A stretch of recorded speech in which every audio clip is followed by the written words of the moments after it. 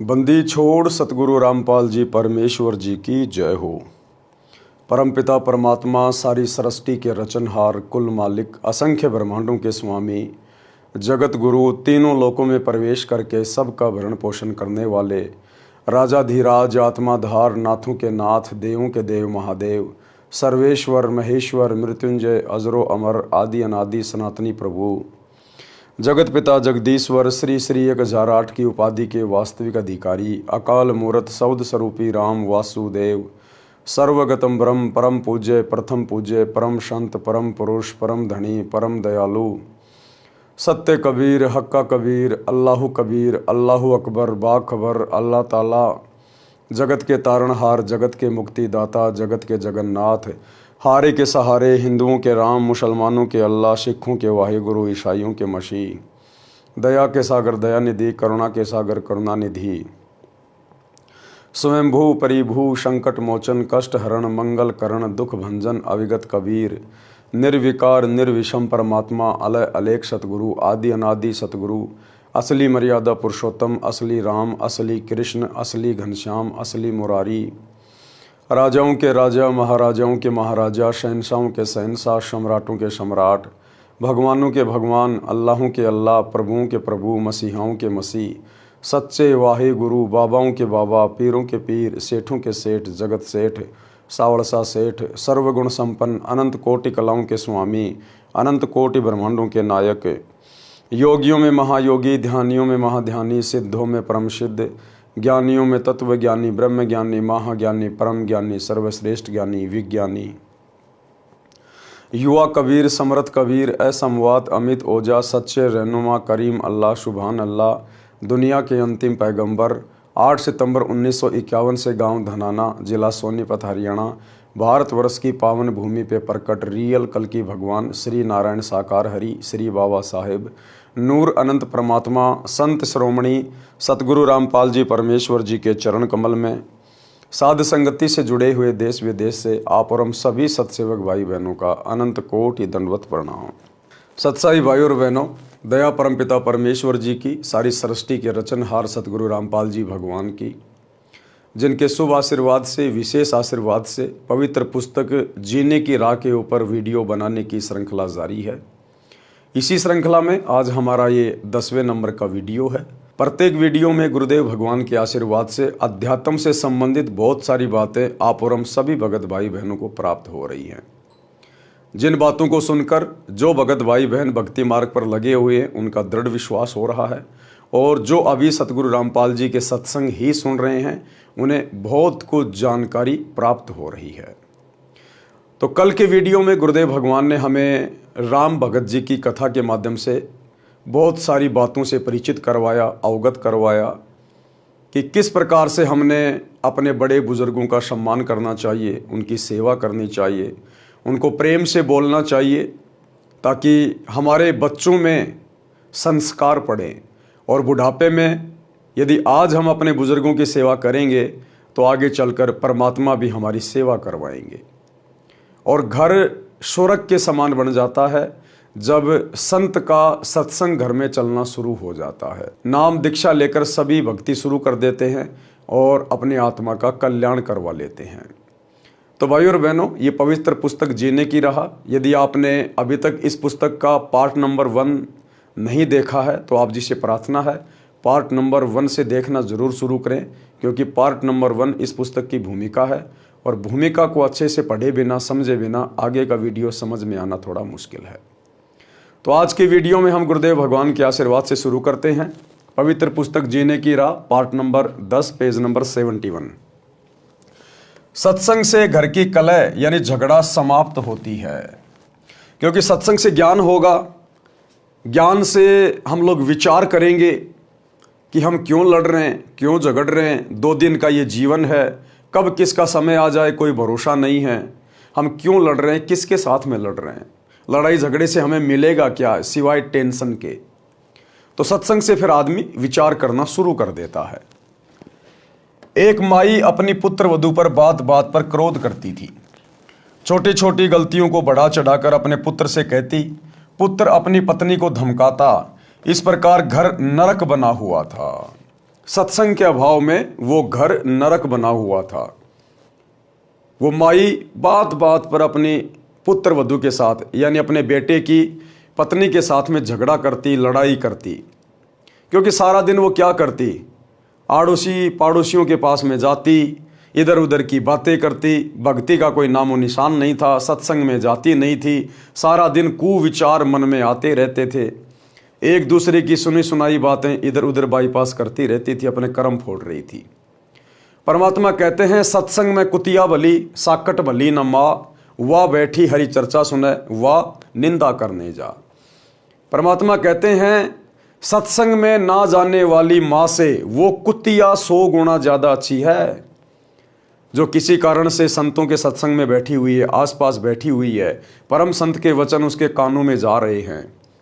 और वो माँ जो सत्संग में नहीं जाती है, इधर उधर की निंदा चुगली करती है, वो तो उस कुतिया से भी बदतर है जो निंदा चुगली करके केवल अपने कर्म ही फोड़ सकती है। पुत्र वधू अपनी सासू माँ से कभी कभी कहती कि आप सत्संग जाया करो। अपनी पड़ोसन भी जाती है। सासू माँ बोली कि सत्संग में तो आई गई यानी बदचलन स्त्रियां जाती हैं, जिनका संसार में सम्मान नहीं होता, जो अच्छे कुल की नहीं है, हम खानदानी हैं, हमारा क्या काम सत्संग में। बुढ़िया कहती हमारा क्या काम है सत्संग में, सत्संग में तो ऐरी गैरी जाती है, जिनकी कोई इज्जत नहीं होती समाज में, जिनको कोई काम नहीं है, हम तो खानदानी है खानदानी। परमात्मा कहते हैं अगले जन्म में फिर वो खानदानी धर्मराज के द्वारा कुतिया बनाई जाती है, कुतिया, बिना सत्संग के, बिना भक्ति के। परमात्मा कहते हैं एक हरि की भक्ति बिना नारी कुतिया होए, गली गली भोकत फिरे टूक न डाले कोई। सारा दिन एक रोटी टुकड़े के लिए घर घर आंडेगी, घर घर, कोई जूत मारेगा, कोई एक आधा टूक डालेगा, नहीं मिलेगा तो खेत में जाके टट्टी खाएगी। जो आज खानदानी बनी बैठी है, जो आज अपने आप को इज्जतदार समझ रही है, कल को नंगी आंडेगी, नंगी, कोई इज्जत नहीं, नाम भी उसका गाली से शुरू होगा, कुतिया कुतिया। अपनी पड़ोसन भी सत्संग में जाती है। सासू माँ बोली कि सत्संग में तो आई गई यानी बदचलन स्त्रियां जाती हैं, जिनका संसार में सम्मान नहीं होता, जो अच्छे कुल की नहीं है, हम खानदानी हैं, हमारा क्या काम सत्संग में। ऐसे पुत्र वधू ने कई बार कोशिश की, परंतु माई मानने को तैयार नहीं होती। एक दिन गांव की स्त्री किसी कार्यवश उसके घर आई तो सास अपनी पुत्र वधू को गालियां दे रही थी, धमका रही थी कि आने दे तेरे खशम को, आज तेरी खाल उतराऊंगी।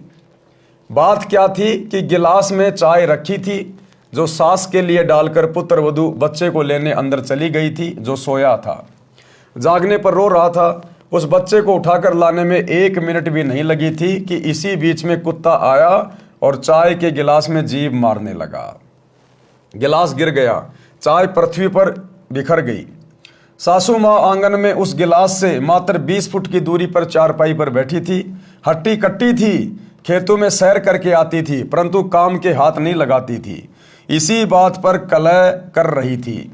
गांव के दूसरे मोहल्ले से आई माई सत्संग में जाती थी। सब बात सुनकर उसने बतेरी, उस सास का नाम बतेरी था, उससे कहा कि आप सत्संग में चला करो। उसका वही उत्तर था। उस सत्संग वाली भक्तमती ने बहुत देर सत्संग में सुनी बातें बताई, परंतु बतेरी मानने को तैयार नहीं थी। बतेरी की दूसरी बहन उसी मोहल्ले में विवाह रखी थी, जिस पाने की वह सत्संग वाली माई जानकी थी। बतेरी की बहन का नाम दया कौर था।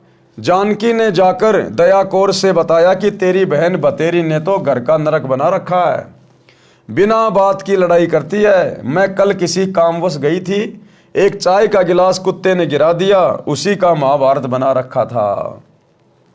दया कौर भी जानकी के कहने से सत्संग सुनने गई थी और दीक्षा ले ली थी। जानकी ने कहा कि उसको जैसे तैसे एक बार सत्संग में ले चल। जब तक संतों के विचार सुनने को नहीं मिलते तो व्यक्ति व्यर्थ की टेंशन यानी चिंता स्वयं रखता है तथा घर के सदस्यों को भी चिंता में रखता है। दया कौर अगले दिन अपनी बहन के घर गई, किसी बहाने बतेरी को अपने घर ले गई। अब जो उसकी बहन थी बतेरी की दया कौर, वो किसी बहाने उसको अपने घर पे ले गई कि एक बार उसको यहाँ ले आऊं और फिर मैं इसको सत्संग में लेके जाऊंगी। एक बार ये सत्संग में चल पड़ेगी, गुरु जी के सत्संग सुनेगी और वहाँ जो माइयाँ, जो भाई बहन होंगे, उनसे बैठ के ज्ञान चर्चा होगी, परमात्मा की महिमा होगी, तो कुछ इसके समझ में आएगा। हो सकता है परम संत के वचन कान में पड़ जाएं तो इसके संस्कार बदल जाएं, इसका जीवन परिवर्तित हो जाए और घर नरक बनने से बच जाए। वहाँ से कई अन्य औरतें सत्संग में जाने के लिए जानकी के घर के आगे खड़ी थी। वे दया कौर को सत्संग में चलने के लिए कहने उसके घर गई। वहाँ उसकी बहन बतेरी को देखकर उसे भी कह सुनकर साथ ले गई। बतेरी ने जीवन में प्रथम बार सत्संग सुना। आश्रम में कैसे स्त्री पुरुष रहते हैं सब आंखों देखा तो अच्छा लगा। जैसा अनाप शनाप सुना करती थी वैसा आश्रम में कहीं भी देखने को नहीं मिला। सत्संग में बताया गया कि कई व्यक्ति अपनी बहन, बेटी, बहुओं तथा अन्य स्त्रियों को सत्संग नहीं भेजते और न स्वयं जाते हैं। वे कहते हैं कि हमारे सत्संग में जाने से घर की इज्जत का नाश हो जाएगा, हमारी बहू बेटियां बदनाम हो जाएंगी। उनको विचार करना चाहिए कि सत्संग में न आने से परमात्मा के विधान का ज्ञान नहीं होता कि भक्ति न करने वाले स्त्री पुरुष अगले जीवन में महान कष्ट भोगते हैं। अब सतगुरु तो सतगुरु ही है। आत्माएं सत्संग में आती हैं। अब परमात्मा को पता है कि कहाँ चोट करनी है, कैसे ये आत्मा सीधे रास्ते चल पड़ेगी। तो परमात्मा ने उसी बहन को आधार बनाकर और उसी की दुखती हुई नस के ऊपर चोट मार दी। जो बातें वो सोचा करती थी कि सत्संग में तो ऐरी गैरी औरतें जाती हैं, हम तो खानदानी हैं, परमात्मा ने उसी विषय को लेकर सत्संग शुरू कर दिया। सूक्ष्म वेद में बताया है कि जो मनुष्य शरीर प्राप्त करके भक्ति नहीं करते उनको क्या क्या हानि होती है। कबीर हरि के नाम बिना नारी कुतिया होए, गली गली भोकत फिरे टूक न डाले कोई। संत गरीबदास जी की वाणी से, बीबी पर्दे रहे थी, ड्योडी लगे थी बाहर, अब गात उगाड़े फिरती है वह बड़ कुतिया बाजार। बीबी पर्दे रहे थी। पुराने समय में ये ठाकुर लोग, राजपूत लोग या वैसे भी जो राजा महाराजा थे, वो अपने घर की औरतों को बाहर नहीं निकलने दिया करते थे। वो उनको पर्दे में रखा करते थे। घर के अंदर काम या तो नौकर करते थे या फिर वो खुद घर के जो पुरुष होते थे वो सारा काम किया करते थे। अपनी औरतों को घर से बाहर नहीं निकलने दिया करते थे, पर्दे में रखते थे, उनको अपने घर की इज्जत माना करते थे। तो परमात्मा कहते बिना सतगुरु की भक्ति के वो पर्दे में रहने वाली बीबी अगले जन्म में मरने के बाद परमात्मा के विधान अनुसार फिर वो पशु योनि में जाती है और फिर वो कुतिया बनती है, कुतियां। तो परमात्मा कहते हैं बीबी पर्दे रहे थी और ड्योडी लगे थी बाहर। बाहर उसके नौकरानी, नौकर वगैरह खड़े रहते थे उसकी सुरक्षा में। अब गात उगाड़े फिरती है वह बन कुतिया बाजार। अब वो नंगी होके घूम रही है। वो पर्दे में रहने वाली घर की इज्जत एक भक्ति ना करने से, सतगुरु के सत्संग ना सुनने से, अब वो गात उगाड़े फिरती है बनकुतिया बाजार। ये दुर्गति करवा ली उसने सत्संग में ना जाने से। वे पर्दे की सुंदरी सुनो संदेशा मोर। परमात्मा कहते हैं वो जो सुंदरियां, घर की इज्जत, वो स्त्रियां जो पर्दे में रहा करती थी, सुनो संदेशा मोर कि उनके बारे में सुन लो मेरी बात। गात उगाड़े फिरती हैं करे सरायों शोर। अब वो नंगी होके कुतिया बन के सरायों में शोर करती है। सराय यानी धर्मशाला। कोई आने जाने वाले रुक जाया करते थे रात्रि को सराय में, धर्मशाला में, और जब वो खाना खाते थे तो एक रोटी टूक के लिए वो घर की इज्जत जो पर्दे में रहा करती थी अब कुतिया बन के उस खाने वाले की मुंह की तरफ देखती है, कब ये मेरे को रोटी का टुकड़ा डाले, कब मैं खाऊं। एक टूक के लिए वो काजू किशमिश के हलवे खाने वाली स्त्री, और जब वो एक आधा टूक डालेगा साथ में 10 ग्राम मिट्टी भी खाएगी वो। तो सतगुरु के सत्संग ना सुनने से उस जीव ने अपनी कैसी दुर्गति करवा ली। नक बेसर नक पर बनी, पहरे थी हार हमेल, सुंदरी से कुतिया बनी, सुन साहिब के खेल। परमात्मा कहते हैं देखो इस काल के खेल। वो महंगे महंगे सोने चांदी के गहने पहनने वाली, 9 लखा हार पहनने वाली, कहते हैं अब वो सुंदरी से कुतिया बन गई। सुन साहिब के खेल, देखो परमात्मा के खेल। भावार्थ, मनुष्य जीवन प्राप्त प्राणी यदि भक्ति नहीं करता है तो वह मृत्यु के उपरांत पशु पक्षियों आदि आदि की योनियां प्राप्त करता है। अरे भैया, आम इंसान की तो औकात ही क्या है। इस परमात्मा के संविधान के अनुसार, विधान के अनुसार, जिसको दुनिया भूल चुकी है, जिस प्रकार हमारे शरीर के ऊपर हमारे भारत देश का संविधान लागू होता है, इसी प्रकार शरीर के अंदर जो आत्मा है, रूह है, उसके ऊपर परमात्मा का संविधान लागू होता है। ऊपर धर्मराज के दरबार में पाई पाई का हिसाब देना पड़ता है कि तेरे को 50 साल की उम्र दी, 100 साल की उम्र दी या 150 साल की उम्र दी, तूने क्या किया? तेरे को भक्ति करने के लिए भेजा था, ये बकवाद करके वापस आ गया। तूने जितना कमाया, जितना जोड़ा, धन या इज्जत, कहाँ है तेरी इज्जत? नंगा खड़ा है तू लाइन में। कहाँ है तेरा वो धन जो तूने पूरी जिंदगी कमाया बैल और गधे की तरह? तो फिर ये आत्मा वहां पर नीचे गर्दन करके खड़ी हो जाती है कि गलती बन गई। गलती बन गई तो भाई आप सजा भुगतो। फिर गधा, कुत्ता, सुअर, कुतिया बना दिए जाते हैं। तो परमात्मा कहते हैं कि भैया उस समय क्या जवाब दोगे परमात्मा को, जब तुम खाली हाथ जाओगे वहां पर, पशु पक्षियों की योनियों में डाले जाओगे, और आम इंसान की तो बेचारे की औकात क्या। गरीबदास जी कहते हैं, तेरी क्या बुनियाद प्राणी, तू पेंडा पंथ पकड़बो। जब देश का राजा जो भक्ति नहीं करता, पहले राजा कहा करते थे, बादशाह कहा करते थे, वजीर आजम कहा करते थे, आजकल उनको प्राइम मिनिस्टर कहते हैं, प्रधानमंत्री, राष्ट्रपति, मुख्यमंत्री, ये सब राजा हैं अपने अपने पद पर। तो गुरुदेव कहते हैं, एक हरि की भक्ति बिन राजा गधा होए, और माटी लदे कुम्हार की घास न डाले कोई। देश का राजा भी अगर सत भक्ति नहीं करता है, और सत भक्ति पूरे विश्व में वर्तमान में केवल सतगुरु रामपाल जी के पास है, बाकी भूल जाना।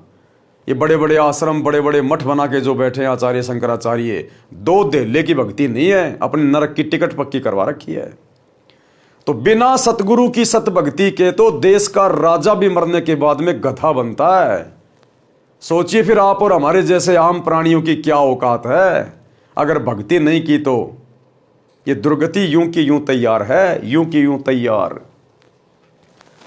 परमात्मा के नाम जाप बिना स्त्री अगले जन्म में कुतिया का जीवन प्राप्त करती है, फिर निवस्त्र होकर नंगे शरीर गलियों में भटकती रहती है। वो घर की इज्जत, वो पर्दे में रहने वाली, सोने चांदी के गहने हार पहन पहन के अपने आप को अति सुंदर मानने वाली, वो घर की इज्जत अब वो नंगी होके कुतिया बन के गली गली में भोंकती हुई फिर रही है एक रोटी टूक के लिए। भूख से बेहाल होती है, उसको कोई रोटी का टुकड़ा भी नहीं डालता। जिस समय वह आत्मा स्त्री रूप में किसी राजा, राणा तथा उच्च अधिकारी की बीवी यानी पत्नी थी, वे उसके पूर्व जन्म के पुण्यों का फल था।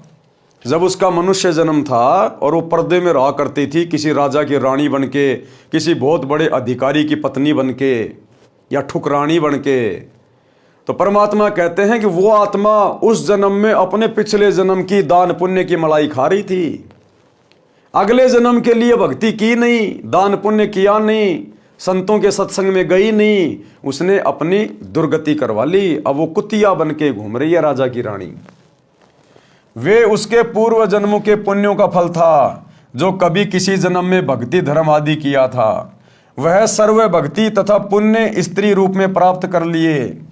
जैसे आज देश का प्रधानमंत्री है या कोई मुख्यमंत्री है, बहुत बड़ा कोई उद्योगपति है जिसका दुनिया में नाम है, और भक्ति आज वो कर नहीं रहा, और भक्ति भी करता है तो खाली लोग दिखावे की, अपने केवल वोट प्राप्त करने के लिए किसी मंदिर का उद्घाटन कर दिया, किसी मस्जिद में चला गया, किसी तीर्थ पे चला गया, केवल जनता को खुश करने के लिए।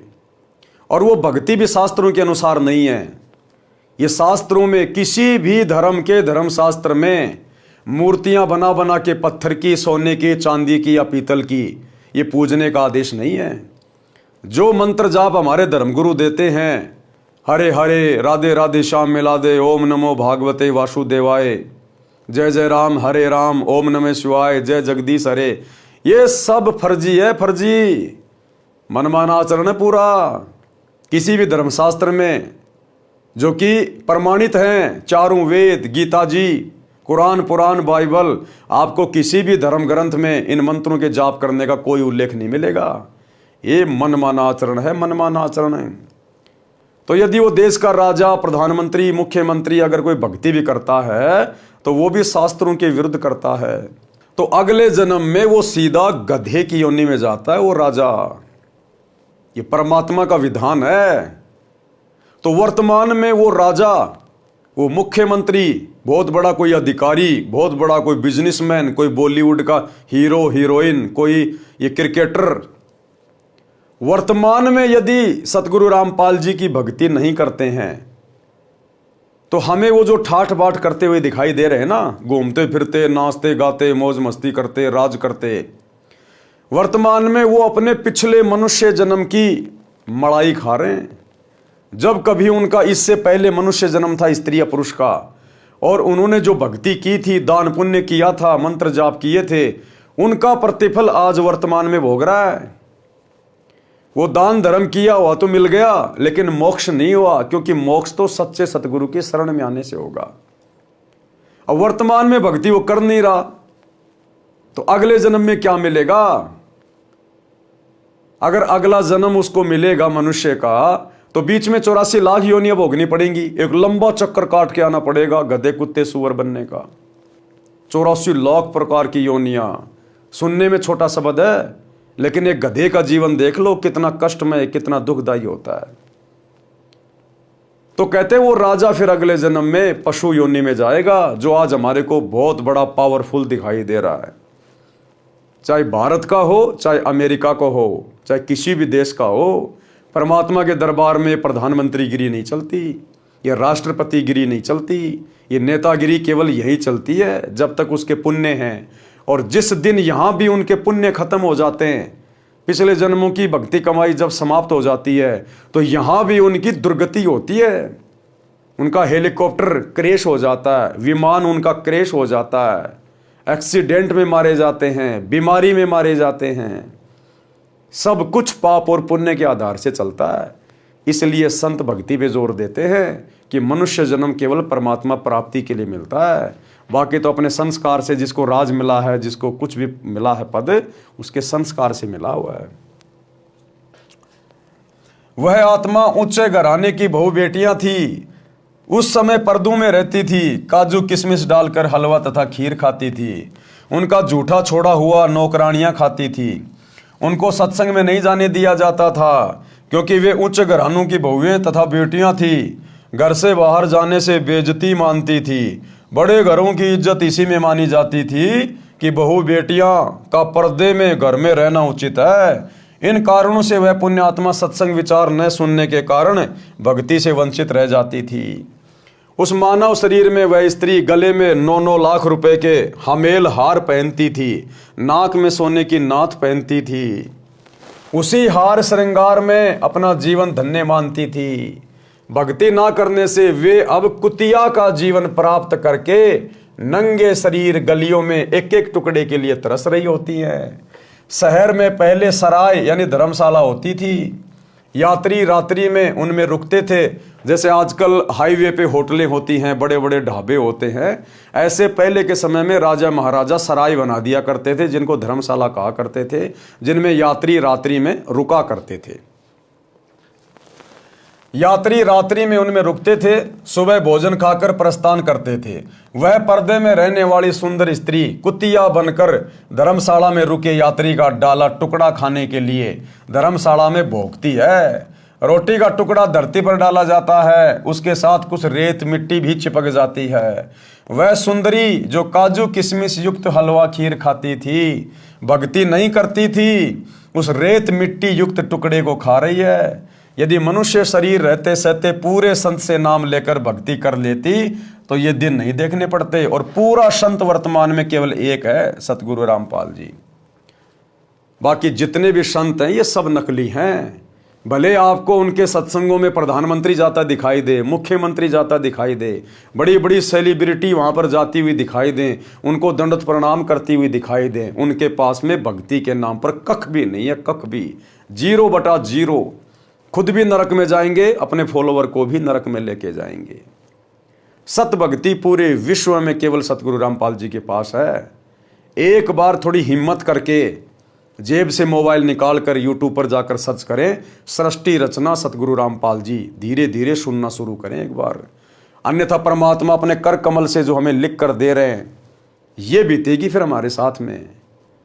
बड़े बड़े घराने की औरतें, बड़े बड़े अधिकारी, जो काजू किशमिश के हलवे खाया करते थे, बड़ी बड़ी पार्टियों में जा जा के शराब पिया करते थे, अच्छा अच्छा 20 प्रकार का खाना खाया करते थे, लेकिन एक भक्ति ना करने से, और वो भी सच्ची भक्ति ना करने से, अगले जन्म में गधे कुत्ते बनकर उनको दुर्गतियों का सामना करना पड़ता है, नंगे हारना पड़ता है, नंगे। अब वो इज्जत कहाँ गई, वो ऐशो आराम कहाँ गए, वो पार्टियां कहाँ गई। अब पार्टियों में झूठी पत्तल चाट रही है वो जो पर्दे में रहा करती थी, काजू किशमिश खाया करती थी। इसलिए गुरुदेव भगवान कहते हैं, यदि अपनी दुर्गति करवाने से बचना चाहते हो तो समय रहते सत्संग सुनना शुरू कर दो, सच्चे सदगुरु की शरण में आ जाओ, अन्यथा ये दुर्गति चाहे भिखारी हो चाहे राजा हो, अगले जन्म में बिल्कुल तैयार है। इसी संदर्भ में परमात्मा हमें एक कथा सुना रहे हैं, पुल्लोबाई की नसीहत। पुल्लोबाई एक साध्वी थी, जैसे कि मीराबाई थी, ऐसे ही एक साध्वी थी, परमात्मा की भक्ति करती थी, और एक राजा ने उससे नाम उपदेश ले लिया था। उसकी कथा गुरुदेव भगवान हमें यहाँ पर लिख कर दे रहे हैं। हमने क्या शिक्षा लेनी है। एक राजा ने पुल्लोबाई के ज्ञान विचार सुने, बहुत प्रभावित हुआ। उस राजा की 3 रानियां थी। राजा ने अपनी रानियों को पुल्लोबाई के विषय में बताया। राजा ने कई बार पुल्लोबाई भगतनी की, अपनी रानियों के सामने प्रशंसा की। अपने पति के मुख से अन्य स्त्री की प्रशंसा सुनकर रानियों को अच्छा नहीं लगा, परंतु कुछ बोल नहीं सकी। उन्होंने भगतमती पुल्लोबाई को देखने की इच्छा व्यक्त की। राजा ने पुल्लोबाई को अपने घर पर सत्संग करने के लिए कहा, तो पुल्लोबाई ने सत्संग करने की तिथि तथा समय राजा को बता दिया। अब राजा तो धार्मिक विचारों वाला था, वो तो पुल्लोबाई की प्रशंसा इसलिए करता था क्योंकि उसने उससे उपदेश ले रखा था, और वो उसके ज्ञान की प्रशंसा किया करता था, ना कि उसकी सुंदरता की। लेकिन रानियों को यह लगता था कि वो जरूर हमसे भी ज्यादा सुंदर है, इसलिए राजा बार बार उसकी प्रशंसा कर रहा, जो उनको अच्छा नहीं लगता था। तो रानियों ने एक दिन विचार करके राजा से कहा कि हम उस पुल्लोबाई को देखना चाहते हैं जिसकी आप इतनी प्रशंसा करते हो। रानियों ने देखा कि हम कितनी सुंदर हैं और कैसे कैसे सोने चांदी के गहने पहन रखे हमने, हमारे से भी ज्यादा सुंदर होगी क्या। लेकिन संतों की, भक्तों की सुंदरता भक्ति में होती है, दान धर्म में होती है, अच्छे आचरण में होती है, सोने चांदी से कोई सुंदरता नहीं होती है। ये तो उन रानियों के अपने विचार थे, बिना सत्संग के। तो एक दिन राजा ने पुल्लोबाई से प्रार्थना की, तो पुल्लोबाई ने सत्संग करने का टाइम फिक्स कर दिया कि फला फला दिन मैं परमात्मा के आशीर्वाद से आपके घर पर ज्ञान चर्चा के लिए आऊंगी। तो रानियां बड़ी प्रसन्न हुई कि अब देखेंगे उस पुल्लोबाई को कितनी क्या सुंदर है। और जिस दिन वो पुल्लोबाई आई, उस दिन रानियों ने और ज्यादा हार श्रृंगार मेकअप वगैरह कर लिया कि हमसे भी ज्यादा सुंदर है क्या वो। फिर पुल्लोबाई उनको अंत में क्या नसीहत देती है, क्या उनको सलाह देती है। उन्होंने भगतमती पुल्लोबाई को देखने की इच्छा व्यक्त की। राजा ने पुल्लोबाई को अपने घर पर सत्संग करने के लिए कहा, तो पुल्लोबाई ने सत्संग की तिथि तथा समय राजा को बता दिया। सत्संग के दिन रानियों ने अति सुंदर तथा कीमती वस्त्र पहने तथा सब आभूषण पहने, अपनी सुंदरता दिखाने के लिए कोई कसर नहीं छोड़ी। रानियों ने सोचा था कि पुल्लो बहुत सुंदर होगी। भगतमती पुल्लो राजा के घर आई।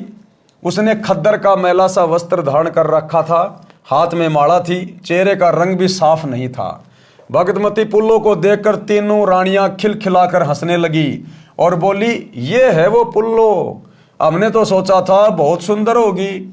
उसकी बात सुनकर भगतमती पुल्लोबाई ने कहा कि क्या कहा पुल्लोबाई ने अब उनकी बातें सुनकर, गहना बादा तन की शोभा, यानी तुम अपने शरीर के ऊपर जो कीमती कीमती वस्त्र पहनकर, आभूषण पहनकर जो अपनी शोभा मान रही हो ना, अपनी इज्जत मान रही हो ना, कहते हैं वस्त्र आभूषण तन की शोभा, और ये तन काचो भांडो, ये शरीर तो कच्चे मटके जैसा है, और भक्ति बिना बनोगी कुतिया, राम भजो ना रांडो। कि हे बेशरम औरतों, भक्तिहीन औरतों, बिना परमात्मा की भक्ति के आज तुम अपने शरीर की सुंदरता, ये बहुत महंगे महंगे कपड़े, सोने चांदी के आभूषणों को समझ रही हो ना, ये शरीर तो कच्चे मटके की तरह है, कब फूट जाए कोई भरोसा नहीं।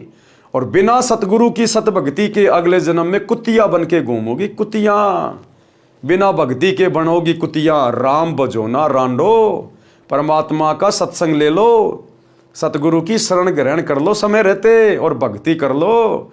तुम्हारे जैसे ना जाने कितनी जा चुकी हैं गधी और कुतिया की योनियों में। तो इस प्रकार से पुल्लोबाई ने उनको समझाने का प्रयास किया।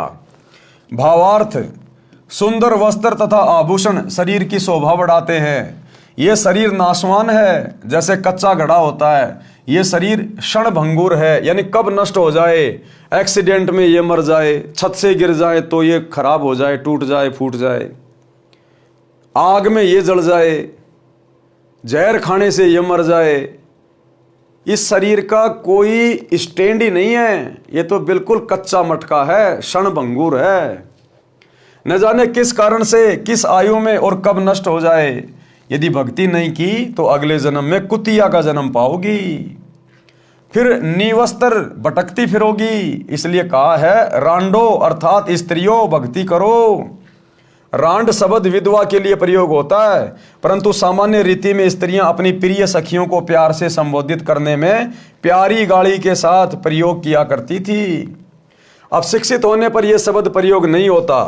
भगतमती पुल्लोबाई ने सत्संग सुनाया, कबीर परमेश्वर जी की साखियां सुनाई और क्या कहा, कबीर हरि के नाम बिना नारी कुतिया हो, गली गली भोकत फिरे टूक न डाले कोय।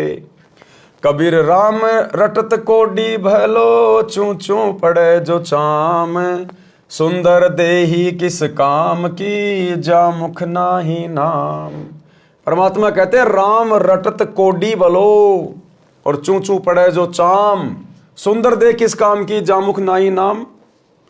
एक व्यक्ति है, बहुत अट्टा कट्टा शरीर है, अच्छा चिकना चुपड़ा चेहरा है, अपने आप को बड़ा धन्य मान रहा है, सुंदर समझ रहा है, और राम नाम है नहीं उसके पास, यानी सच्चे सतगुरु की भक्ति है नहीं। तो परमात्मा कहते हैं वो चाहे कितना अट्टा कट्टा है, कितना सुंदर है, कितना स्वस्थ उसका शरीर है, अगले जन्म में बिना सतगुरु की भक्ति के 84 में जाएगा, पशु पक्षियों की योनियों में कष्ट उठाएगा।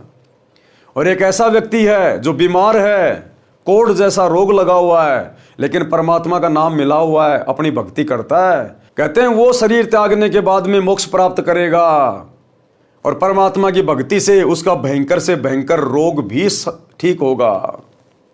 क्योंकि ये लक्षण है, ये गुण है परमात्मा की भक्ति के।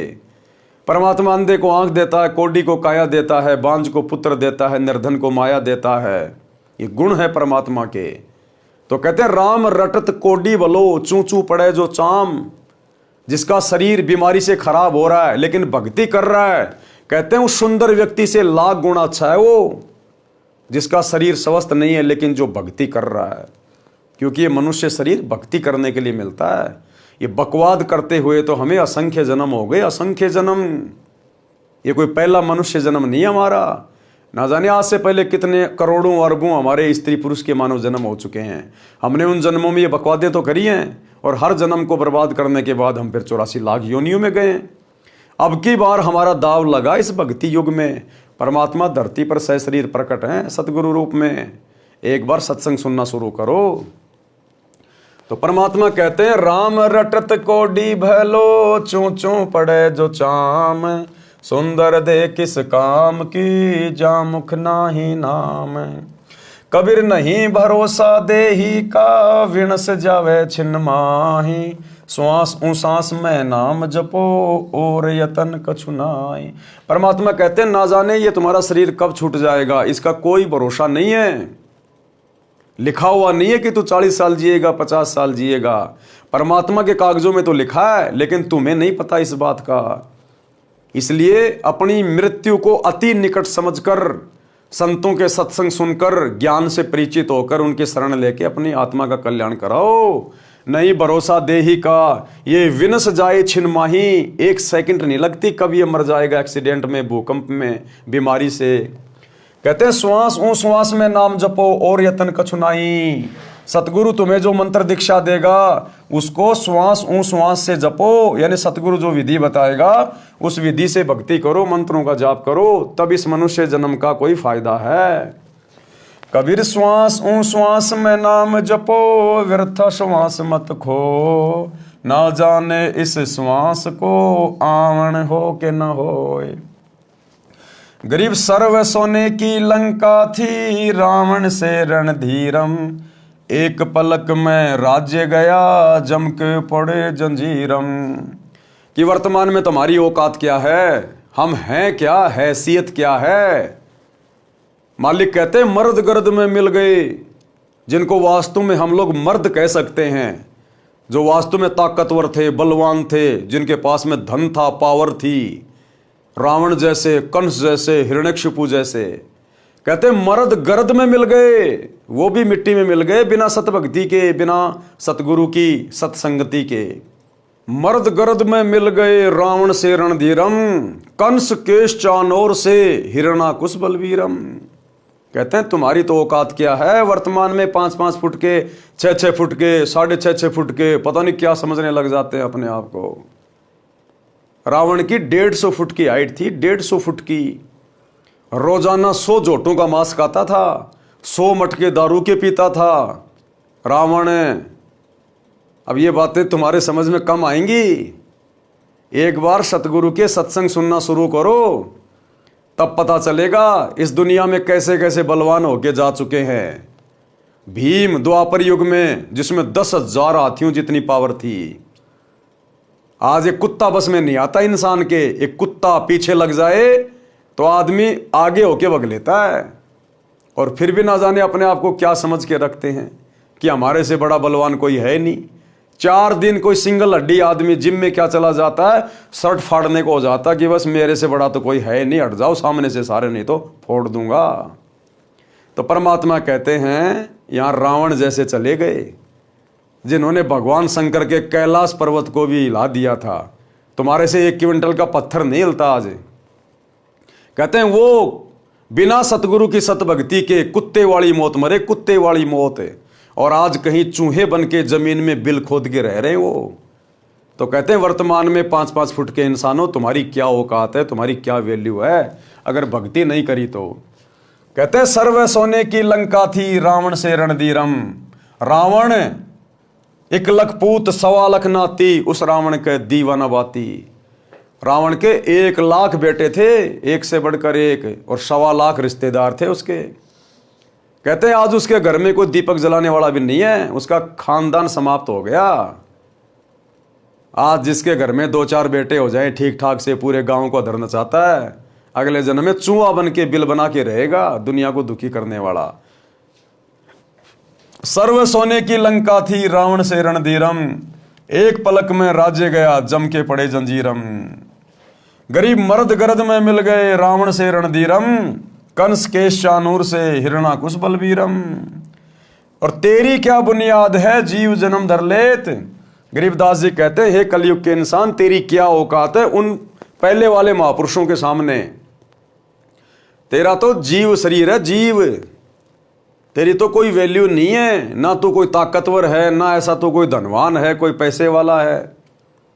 आज कुछ नहीं है तेरे पास में, कब तेरी फूक निकल जाए कोई भरोसा नहीं है। गरीब तेरी क्या बुनियाद है, जीव जन्म धर लेत। और गरीब दास हरि नाम बिना खाली रह जा खेत। सच्चे सतगुरु की भक्ति कर ले, अन्यथा भक्ति के बिना तेरा ये मनुष्य जन्म खाली रह जाएगा, और यमराज के दरबार में जाके मुंह लटकाएगा, सीधा 84 लाख योनियों में ठोकेगा। शब्दार्थ, कबीर परमेश्वर जी ने अध्यात्म का विधान बताया है, यानी परमात्मा का संविधान बता रहे हैं। कहा है कि जो स्त्री भक्ति नहीं करती वह अगले जन्म में कुतिया का जीवन प्राप्त करके गली गली भौंकती फिरती है। कोई उसको भोजन का ग्रास भी नहीं डालता।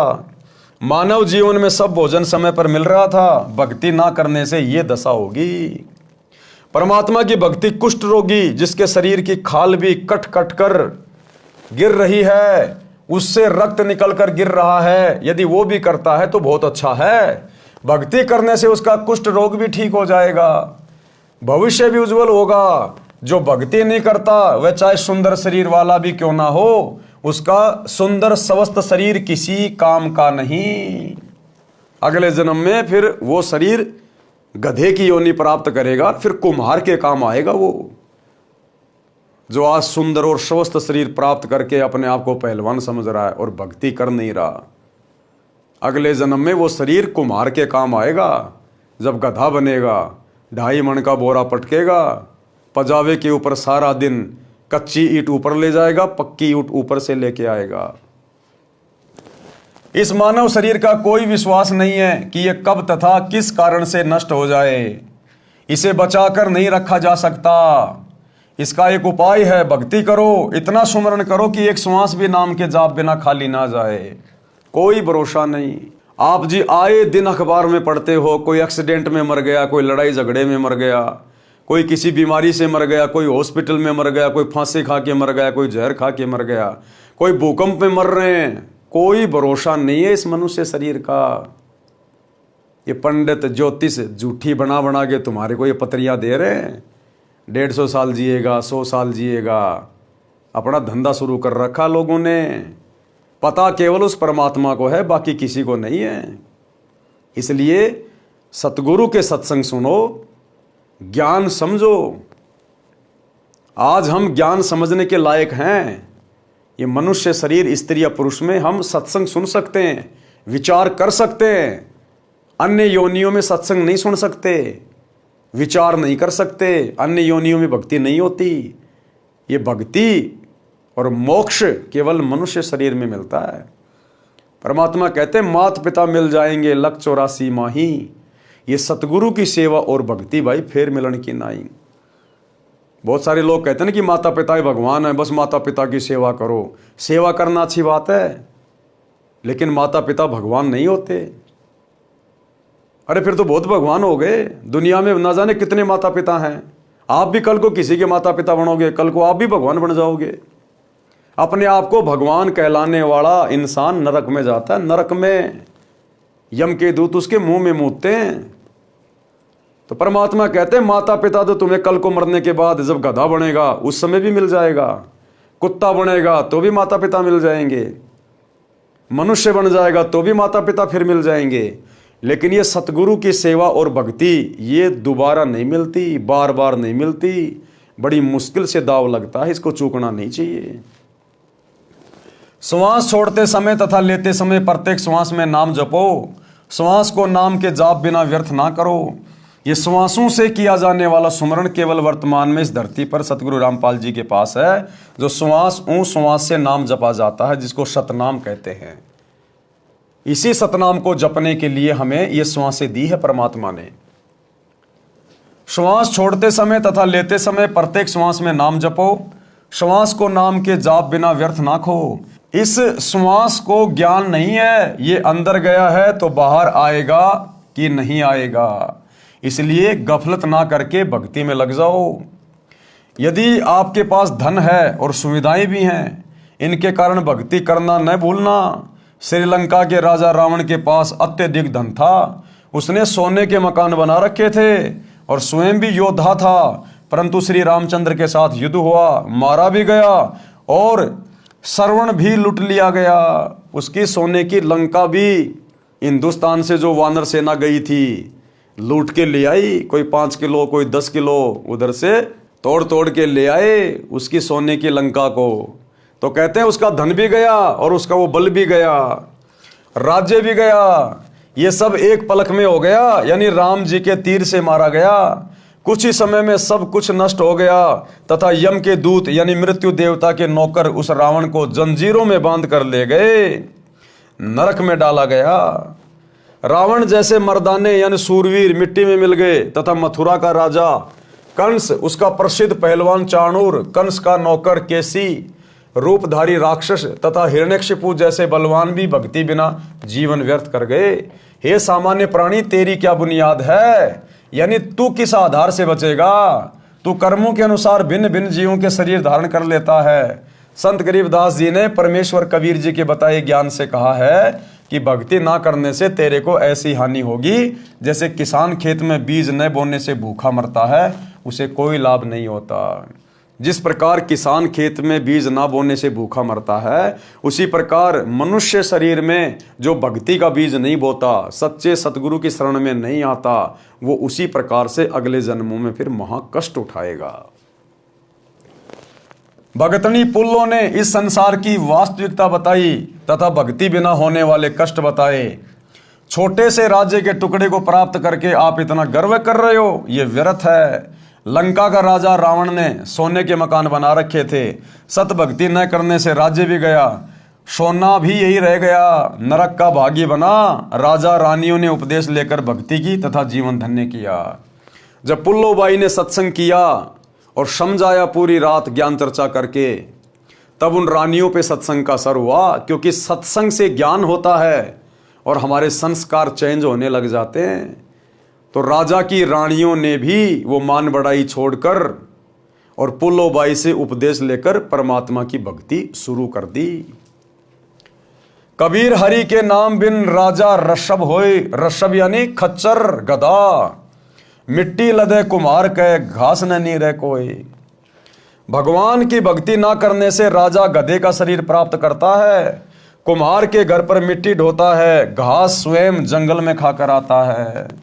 यानी गधे के साथ में बहुत ज्यादा बुरी बीतती है, यानी वो सबसे ज्यादा कर्मों की मार झेलता है, सबसे ज्यादा गधा। क्योंकि जब उसका मनुष्य जन्म होता है वो राजा होता है, और राजा ना जाने कितने लोगों को दुखी कर देता है, कितने लोगों को परेशान कर देता है।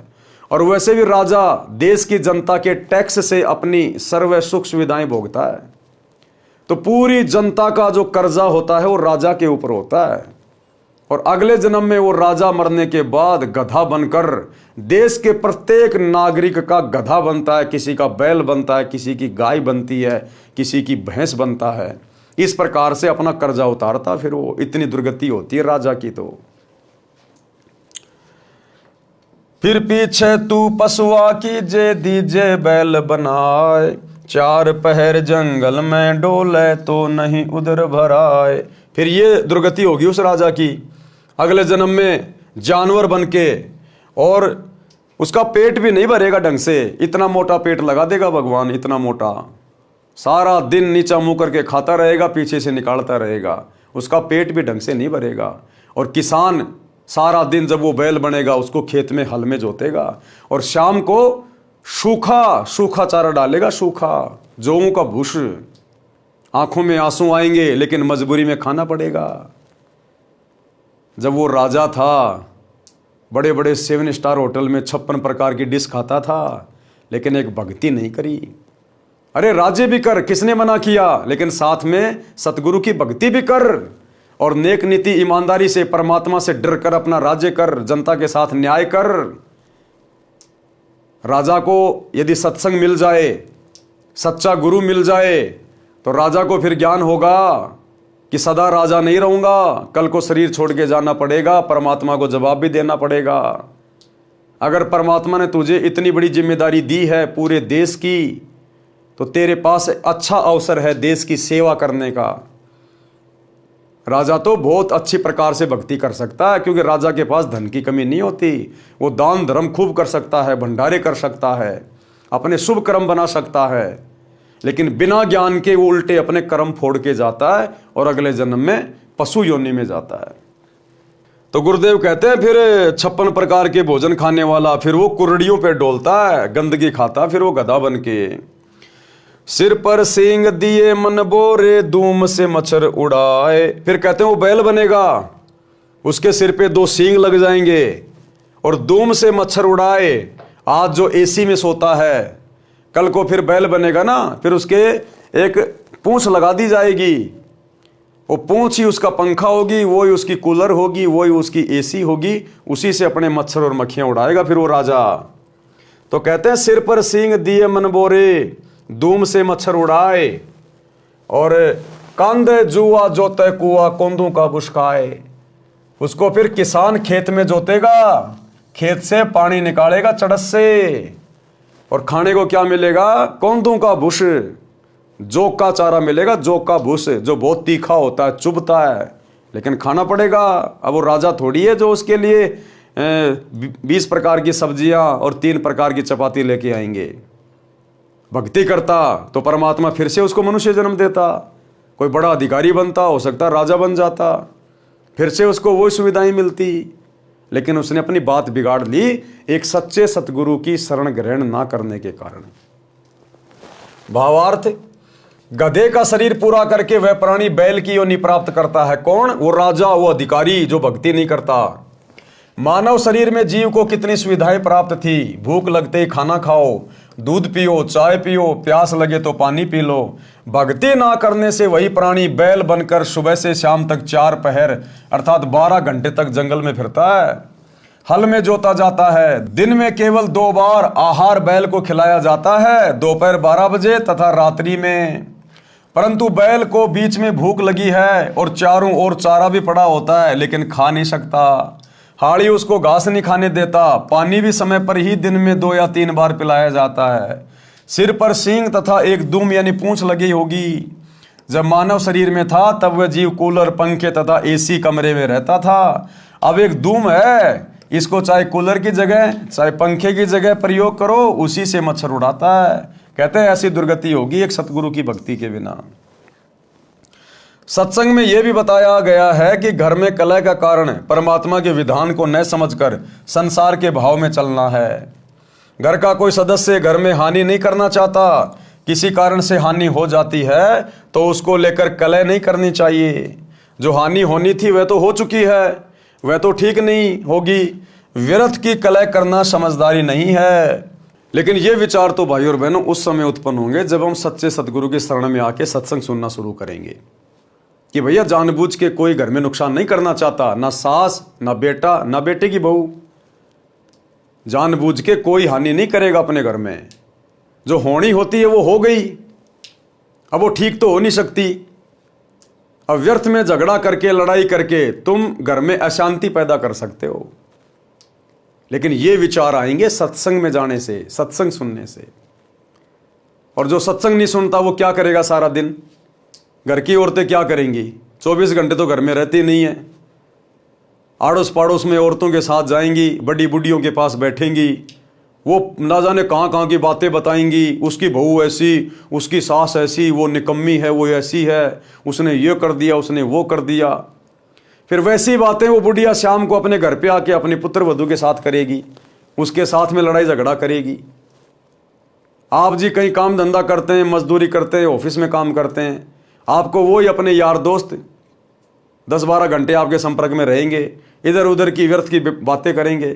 तो सत्संग के बिना इंसान में सुविचार उत्पन्न नहीं हो सकते, और सुविचार उत्पन्न हुए बिना घर में लड़ाई झगड़ा ही रहेगा। व्यर्थ का वाद विवाद किसी न किसी बात को लेके उत्पन्न हो ही जाएगा। जो हानि होनी थी वह तो हो चुकी है, वह तो ठीक होनी नहीं। व्यर्थ की कलह करना समझदारी नहीं है। जिससे गलती से कोई हानि हो जाती है तो उसे कहना चाहिए, हे बेटा बेटी, माता पिता या सास बहू, ये जो हो गया यह अपने भाग्य में नहीं था, आपने जानबूझकर तो किया नहीं है। इस बात से घर में शांति कायम रहती है। कलह में काल निवास करता है, लड़ाई झगड़े में कौन निवास करता है? काल। भूत प्रेतों का उस घर में डेरा होता है। जिस घर में सतगुरु का सत्संग नहीं, सतगुरु की शरण नहीं, उस घर में भूत प्रेतों का निवास होता है। और वही भूत प्रेत एक दूसरे में प्रेरणा करके सास बहू में, बेटा बाप में, वो भूत प्रेत ही उस घर में लड़ाई झगड़ा करवाते हैं। और जिस दिन आप सतगुरु की भक्ति ले लोगे, सतगुरु से उपदेश ले लोगे, वो भूत प्रेत कभी झांकेंगे भी नहीं उस घर की तरफ, कभी झांक कर भी नहीं देखेंगे। इतनी पावरफुल है सतगुरु की भक्ति, केवल सतगुरु रामपाल जी की भक्ति, अन्य की नहीं। अन्य तो खुद ही भूत है। वो कलह में काल निवास करता है, भूत प्रेतों का उस घर में डेरा होता है। जो कलह नहीं करते वे सुख से बसते हैं। जिस घर में परमात्मा की भक्ति यानी आरती, स्तुति, ज्योति, यज्ञ होती है, उस घर में देवताओं का निवास होता है। यानी सतगुरु के भगत तो खुद ही देवता स्वरूप होते हैं, खुद ही देवता स्वरूप। सत्संग सुनकर सब अपने अपने घर चली गई। यानी बतेरी की बहन दयाकोर और अन्य जितनी भी औरतें थी वो सत्संग से वापस आई और अपने अपने घर चली गई। लेकिन भाई और बहनों, बतेरी जिस सत्संग में गई थी वो सत्संग ओरिजिनल नहीं था। जिस गुरु से वो नाम दीक्षा लेके आई थी अपनी बहन के कहने से, वो शास्त्र अनुकूल साधना नहीं देता था।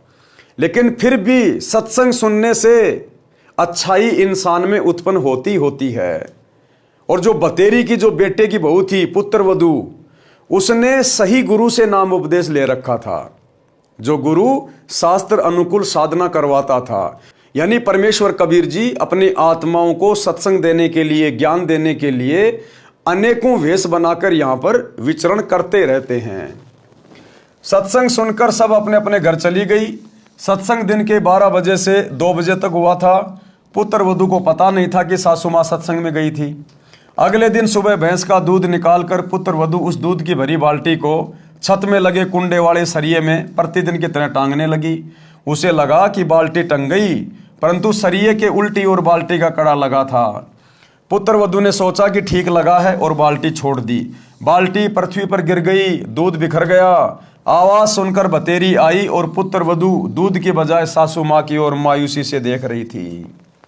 अब उस पुत्र वधू ने सोचा, जिसका नाम निशा था, कि भैया अब तो घर में वही लड़ाई झगड़ा, वही कलह शुरू हो जाएगी। अब ये जीने देगी ना मरने देगी, और रात को इसका बेटा आएगा, उससे भी मेरी पिटाई करवाएगी। उस बुढ़िया की तरफ देखने लग गई। बोलना उचित नहीं समझा, क्योंकि पुत्र वधू को पता था कि सासू माँ किसी भी सफाई के वचन नहीं सुनती। सोच रही थी कि आज का सारा दिन लड़ाई झगड़े में जाएगा, शाम को पति आएगा, उससे भी पिटाई करवाएगी। हे परमात्मा, ये कौन बनी? ऐसी गलती तो कभी नहीं हुई थी। हे सतगुरु, कुछ तो दया करो। उस निशा ने भी उपदेश ले रखा था। वो भी अपने सतगुरुदेव भगवान से अरदास करने लगी कि हे परमात्मा, हे गुरुदेव, दया करो, ऐसी गलती तो मेरे से कभी नहीं बनी। हे सतगुरु, कुछ तो दया करो, मैं तो आपकी भक्ति भी भूलने लगी हूँ। मुझे तो सारा दिन सासू माँ के श्लोक याद रहते हैं, क्योंकि घर में 24 घंटे लड़ाई झगड़ा। अब वो बहू बेचारी ज़्यादा कुछ बोलती नहीं, क्योंकि उसने तो नाम उपदेश ले रखा था। वो सासू माँ सारा दिन लड़ाई झगड़ा रखती थी, तो बेचारी डर के मारे अपने गुरुजी की भक्ति भी नहीं कर पाती थी, सत्संग भी नहीं सुन पाती थी। और सासू माँ के श्लोक ज़्यादा याद थे, यानी उसकी गालियाँ ज़्यादा याद रहती और सत्संग रहते कम याद। तो बोले, गुरुदेव, मैं तो आपकी भक्ति भी भूलने लगी हूँ, ये तो इतना झगड़ा करती है। हे सतगुरु, कुछ तो दया करो, मैं तो आपकी भक्ति भी भूलने को हो रही हूँ। मुझे तो सारा दिन सासू माँ के श्लोक याद रहते हैं। बतेरी बोली, बेटी, जो होना था वह हो गया। आज हमारे भाग्य में दूध नहीं है, चिंता ना कर। इस दूध को ऊपर से हाथों से बाल्टी में डालकर भैंस को पिला दे। ये कहकर जो नाम दीक्षा ली थी उसका जाप करने लग गई। पुत्र वधू को अपने कानों पर विश्वास नहीं हो रहा था। सोच रही थी कि माताजी आज पता नहीं कौन सा स्टेशन पकड़ गई। ये शीतल वचन तो बतेरी की बोरी में नहीं थे, इसमें तो खड़ भरी थी। आसपास से निकलती थी तब भी बड़बड़ की झल निकलती थी। पुत्र वधू का नाम निशा था। वह सोच रही थी कि निशा, आज निशा में तेरी बुरी होगी दशा, यानी आज रात्रि तेरी पिटाई होगी। इसका बेटा आएगा, उस समय सारी बात बताएगी और तेरी बुरी दशा होगी। निशा की सोच थी कि पति को बताएगी, वह माता की बात सुनकर मेरी कुछ नहीं सुनता, अच्छी बुरी कहेगा, सारा दिन और रात्रि रोने में जाएगी। निशा ने दूध बाल्टी में डालकर भैंस को पिला दिया, बाल्टी धोकर रख दी। बतेरी आई और बोली कि बेटी, रोटी खा ले, चिंता मत कर बेटी। मैं कल मेरी बहन दया कौर के साथ दिन में सत्संग में गई थी, मेरी तो आंखें खुल गई। मैं तो बहुत कलिहारी बनी हुई थी। बेटी, हो सके तो क्षमा कर देना, पीछे हुआ सो हुआ, आगे से अपनी बेटी को पलकों पे रखूंगी। मेरी असली बेटी तो तू है, जन्मी बेटी तो अगलों की थी, वह चली गई, अपना दुख सुख साझा है। मेरी तो एक दिन के सत्संग ने ही आंखें खोल दी। मात्र एक दिन के सत्संग ने उस बुढ़िया को परिवर्तित कर दिया, चेंज कर दिया। क्योंकि संतों के वचन में पावर होती है, शक्ति होती है। और यदि सत्संग मिल जाए पूर्ण संत का, तो ये जीवन भी परिवर्तित, और मृत्यु के बाद में सीधा परमात्मा के दरबार में मोक्ष। नकली संतों के सत्संग से, उनकी नाम दीक्षा से मोक्ष नहीं मिलेगा। 84 लाख योनियों का कष्ट नहीं कटेगा। गधे कुत्ते सूअर बनने से नहीं बच सकते। ये महा उपकार तो पूर्ण संत करता है, और पूर्ण संत वर्तमान में धरती पर सतगुरु रामपाल जी हैं। बेटी, अगले रविवार को आप भी चलना, मैं भी चलूंगी। अब उस बतेरी को इस बात का पता नहीं था कि मेरी बेटी ने पहले से ही सत्संग ले रखा है। वो बेचारी डर डर के भक्ति किया करती थी। सासू माँ को वो बताया नहीं करती थी कि बताऊंगी तो और ज़्यादा झगड़ा करेगी ये, तो छुप छुप के अपनी आरती कर लेती थी, कोई सत्संग वगैरह सुन लिया करती थी इस प्रकार से। तो बुढ़िया को इस बात का मालूम नहीं था। तो बुढ़िया ने कहा, बेटी अगले रविवार को आप भी चलना, मैं भी चलूंगी, धीरे धीरे बेटे को भी ले चलेंगे। निशा ने अपने गुरुजी का फोटो यानी स्वरूप कपड़ों में छिपा रखा था। फोटो निकालकर चरणों में शीश रखकर कहा कि हे गुरुवर, आज आपने अपनी बेटी की पुकार सुन ली, घर स्वर्ग बना दिया। शाम को चतर सिंह आया, यानी उस बुढ़िया का बेटा, शाम को चतर सिंह आया तो माता ने दूध गिरने का जिक्र भी नहीं किया। कुछ दिन बाद चतर सिंह को भी नाम दिला दिया। कुछ समय पश्चात निशा के गुरुजी आ गए। अब एक दिन उसकी पुत्र वधू के गुरुजी उसके घर पे आ गए। निशा ने बताया कि गुरुजी, मेरी सासू माँ बहुत अच्छी है, इसने भी गुरु का नाम ले लिया है। बतेरी ने कहा, महाराज जी, निशा ने कभी नहीं बताया कि इसने दीक्षा ले रखी है, ये मेरी कलह से डरती होगी, अब बताया है जब मैंने नाम ले लिया। अच्छा किया इसने, यदि पहले बता देती तो मैं और अधिक दुखी करती और पाप की भागी बनती। निशा के गुरुजी ने कहा, अब उसके गुरुदेव ने क्या कहा, बुढ़िया को क्या कहा? निशा के गुरुदेव ने कहा, माई बतेरी, आप तो आसमान से गिरी और खजूर में अटकी हो, क्योंकि आपकी दीक्षा शास्त्र अनुकूल नहीं है। यानी आपने जिस गुरु से दीक्षा ली है वो गुरु दीक्षा देने का अधिकारी नहीं है। उस गुरु की भक्ति मोक्षदायक नहीं है, शास्त्रों के अनुसार नहीं है। आपको थोड़ा बहुत सुख तो दे देगी वो भक्ति, थोड़ा बहुत राहत तो दे देगी, यहाँ ज्ञान से आप लड़ाई झगड़ा तो छोड़ दोगी, लेकिन शरीर छूटने के बाद में नरक में जाने से नहीं बच सकती, गधी और कुतिया बनने से नहीं बच सकती, 84 लाख योनियों में जाना पड़ेगा, क्योंकि वो गुरु शास्त्र अनुकूल साधना नहीं दे रहा, क्योंकि आपकी दीक्षा शास्त्र अनुकूल नहीं है। सत्य साधना बिना मोक्ष नहीं हो सकता, और सत्य साधना भाई और बहनों वर्तमान में केवल पूज्य गुरुदेव जी के पास है। जैसे रोग की सही औषधि खाने से ही रोग से मोक्ष मिलता है, इसी प्रकार सत्य साधना करने से जन्म मरण के रोग से मुक्ति मिलती है। निशा ने सोचा कि सासू माँ नाराज हो जाएगी, इसलिए बीच में ही बोल उठी कि गुरुजी, सुना है आपने नई पुस्तक लिखी है, वह संगत ने छपवाई है, क्या आपके पास है? गुरुजी बोले, हे बेटी, आपको देने के लिए आया हूँ। ये कहकर गुरुजी दूसरे कमरे में गए जिसमें ठहरे थे, उसमें थैला रखा था। निशा भी साथ साथ गई और बोली, गुरुदेव, बिरड़ के छत्ते को मत छेड़ो, मुश्किल से शांत हुआ है।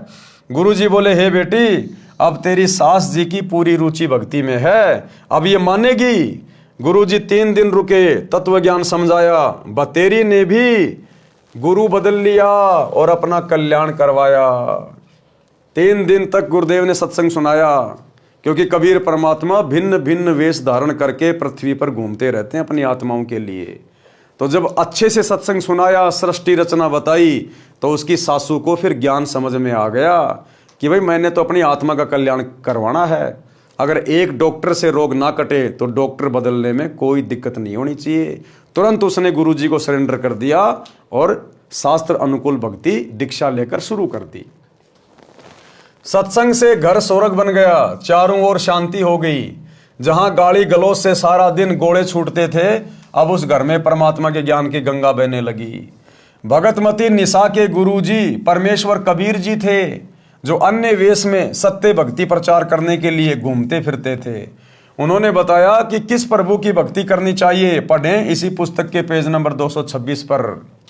निष्कर्ष, परमेश्वर कबीर जी ने बताया है कि मन नेकी कर ले 2 दिन का मेहमान, कि हे जीवात्मा, क्या फूला फूला फिर रहा है, ये 2 दिन का जीवन है, यानी छोटी सी तेरी उम्र है, और कब परमात्मा के घर जाना हो जाए कोई भरोसा नहीं है। ऊपर जाकर क्या जवाब देगा, क्या हिसाब किताब देगा। समय रहते भक्ति कर ले। मात पिता तेरा कुटुंब कबीला, कोई दिन का रल मिल का मेला, अंत समय उठ चले अकेला, तज माया मंडान। कहाँ से आया कहाँ जाएगा, तन छूटे तब कहाँ समाएगा। कि भाई सबसे पहले तो तेरे को आत्मज्ञान होना चाहिए कि तू कहाँ से आया है, यानी क्यों तेरा जन्म हुआ है, कहाँ जाएगा, मरने के बाद तू कहाँ जाएगा। जब तेरा शरीर छूटेगा तो कौन तुझे ओटेगा, तो किसकी शरण में जाएगा। आज व्यक्ति घर से बाहर किसी शहर में जाता है तो पहले विचार करता है कि कहाँ रहूँगा, क्या खाऊंगा, कहाँ मेरा ठिकाना होगा। और नालायक, ये शरीर छोड़ते समय तू जरा भी विचार नहीं करता कि मरने के बाद मैं कहाँ जाऊँगा, पशु बनूंगा या इंसान बनूंगा या मेरा क्या होगा। ये संतों के सत्संग से पता चलता है। आत्मज्ञान उसी को कहते हैं। कहाँ से आया कहाँ जाएगा, तन छूटे तब कहाँ समाएगा। आखिर तुझको कौन कहेगा गुरु बिना आत्मज्ञान, कि बिना सतगुरु के तुझे ये आत्मज्ञान भला कौन बताएगा। कौन तुम्हारा सच्चा साई, झूठी है ये सकल सगाई। चलने से पहले सोच रे भाई, कहाँ करेगा विश्राम। रहट माल पन घट जो भरीता, आवत जात भरे कर रीता। जुगन जुगन तू मरता जीता, करवा ले रे कल्याण। लख 84 की सह तरासा, ऊंच नीच घर लेता बाशा। कहे कबीर सब मिटाऊं राशा, कर मेरी पहचान। यानी सतगुरु रूप में जब परमात्मा आता है तो कहते हैं पहचान कर ले सत्संग सुन के, तेरा सदा सदा का ये जन्म मरण का झंझट मिटा दूंगा तेरा। भावार्थ, परमेश्वर कबीर जी ने अपने मन को संबोधित करके हम प्राणियों को सतर्क किया है कि इस संसार में 2 दिन का यानी थोड़े समय का मेहमान है। इस थोड़े से मानव जीवन में आत्मज्ञान के अभाव से अनेकों पाप इकट्ठे करके अनमोल मानव जीवन नष्ट कर जाता है।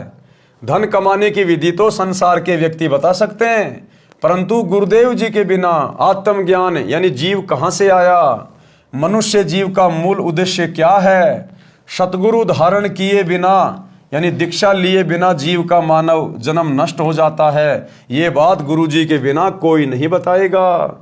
चाहे पृथ्वी का राजा भी बन जा, परंतु भविष्य में पशु जन्म मिलेगा।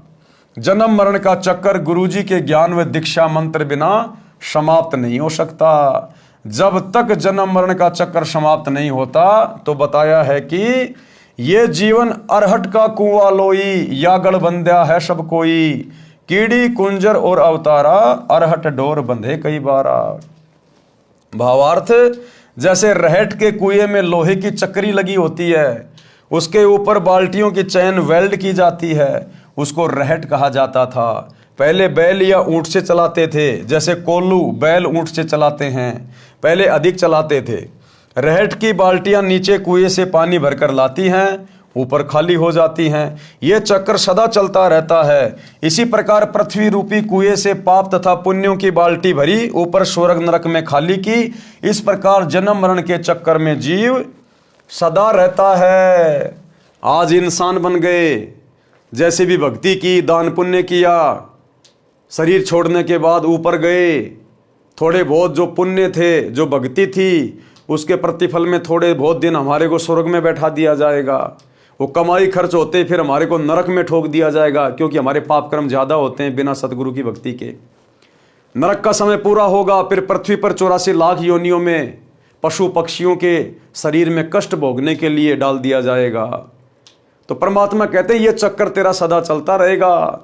84 के बाद फिर तेरे को एक मनुष्य जन्म मिलेगा, फिर उस मनुष्य जन्म में तू इसी प्रकार से परिवार के पोषण में, बच्चों के लालन पालन में, 2 रोटी कमाने में, भक्ति कभी की कभी नहीं की, मरने के बाद फिर गधा कुत्ता।